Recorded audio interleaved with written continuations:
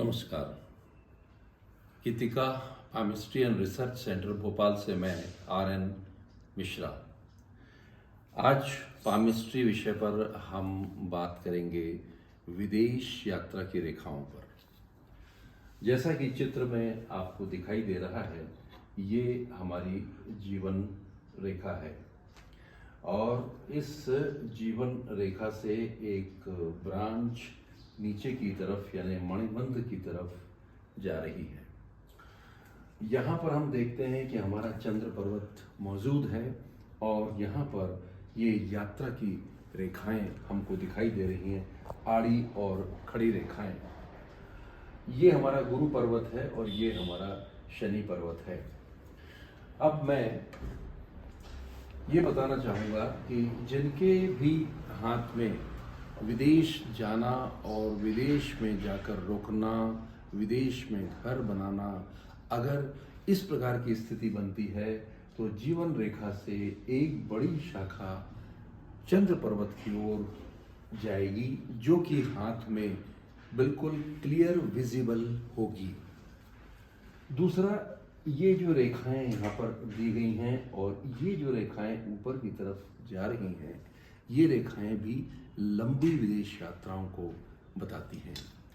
मैंने अपने अनुभव में पाया है कि जीवन रेखा से कुछ रेखा इस प्रकार से भी निकलती हैं जिनका कि मुंह चंद्र पर्वत की ओर होता है।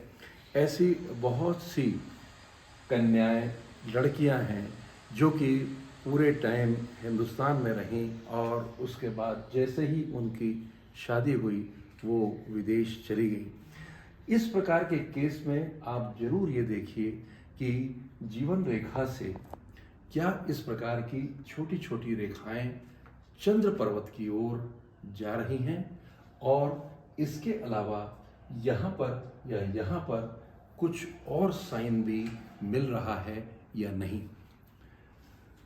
विदेश के लिए हमको शुक्र पर्वत देखना चाहिए। शुक्र पर्वत हमारा सामान्य रूप से उन्नत होना चाहिए। गुरु पर्वत हमारा सामान्य रूप से उन्नत होना चाहिए। शनि पर्वत भी हमारा अगर थोड़ा भी उन्नत है तो एक अच्छी बात है। और चंद्र पर्वत जो है समुद्र यात्रा का प्रतीक है, तो चंद्र पर्वत भी अगर हमारे हाथ में अच्छा है तो ये हम मान सकते हैं। इस प्रकार के इंडिकेशन का होना और इन पर्वतों का हमारे हाथ में अच्छा होना, खासतौर पर चंद्र पर्वत का भी उन्नत होना, निश्चित रूप से ये कहता है कि व्यक्ति विदेश जाएगा। और अगर ये रेखा क्लियर है, बिना किसी बाधा के है और एक लंबी रेखा है, तो ये भी संभावना है कि व्यक्ति विदेश में घर बना ले और अधिकांश समय वो अपना विदेश में व्यतीत करे या फिर विदेश में वो सेटल हो जाए। इन पर्वतों को हम इसलिए भी मानते हैं कि गुरु जो है ये विस्तार देने वाला पर्वत है, दूरी वाला पर्वत है। उसी तरह से शनि भी दूरी वाला पर्वत है। शनि भी जो है विदेशी भाषा वाला पर्वत है। और शुक्र पर्वत जो है वो हमारे पश्चिम को इंडिकेट करता है और चंद्र पर्वत समुद्री यात्राओं को इंडिकेट करता है।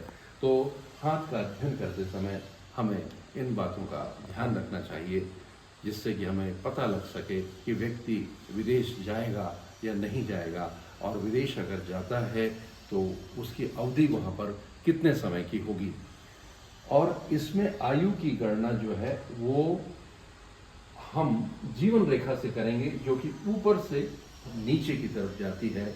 और इस पूरी रेखा को, जो अगर ये रेखा फुल है, तो हम इसको 90 वर्ष की आयु मान सकते हैं। आज हमने विदेश यात्रा पर बात करी है। अगली बार फिर किसी वीडियो में हम किसी सब्जेक्ट को लेकर आपसे पुनः बात करेंगे।